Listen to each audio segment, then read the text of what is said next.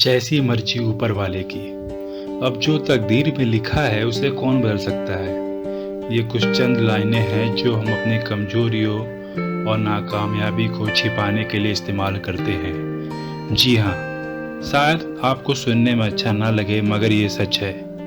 हम जब कुछ कर नहीं पाते या कुछ करना नहीं चाहते तो बस यही सब चीज़ें बोलकर खुद को तसल्ली दे देते हैं और अपनी हार का ठीकरा अपनी तकदीर पर फोड़कर वही ज़िंदगी जीने लगते हैं जिसे बदलने के लिए कुछ वक्त पहले हमने बड़ी बड़ी कस्में खाई थी।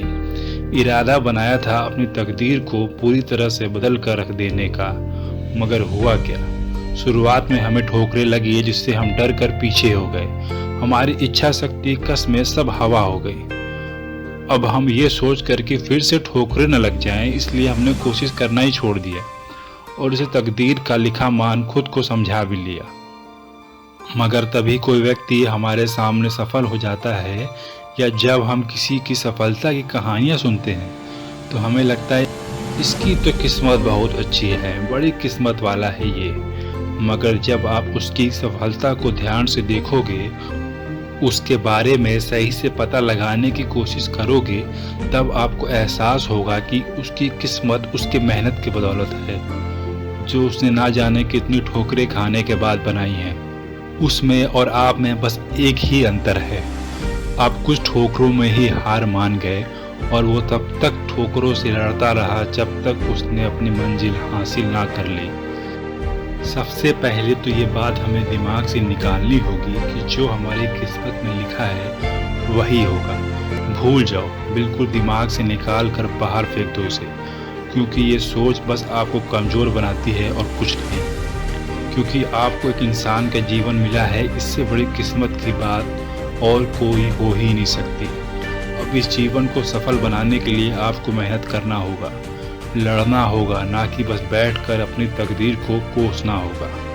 क्योंकि आप जब ऊपर वाले को मानते हो तो ये भी तो सोचो, अगर आज आप किसी बुरे हालात में हो या किसी बड़ी तकलीफ में हो तो क्या ऐसा कभी ऊपर वाला चाहेगा? नहीं ना। या उसे ऐसा करके क्या मिलेगा? उसने तो बस आपको एक जीवन दे दिया और सोने पर सुहागा ये कि आपको एक इंसान का जीवन मिला। क्या आपने कभी इस बात पर गौर किया है या फिर हर तकलीफ और दर्द पर बस ऊपर वाले और अपनी तकदीर को ही कोसा है? ऐसा सोचो, जब आप कभी बचपन में साइकिल चलाना सीखते हो या फिर गाड़ी चलाना सीखते हो और अगर आप गिरते हो तो इसमें दोष किसका है, ऊपर वाले का या आपका? उस वक्त आप फिर से उठते हो और फिर से साइकिल या गाड़ी चलाने की कोशिश करते हो ना, और फिर धीरे धीरे ऐसा सीख जाते हो कि कई बार दूसरों को भी सिखाने लगते हो। बस यही काम दर्द और तकलीफ़ों का है। वो आपको गिराएंगी मगर आपको तो उठना आता है ना, आपने पहले भी ऐसा किया हुआ है, तो फिर उठो ना।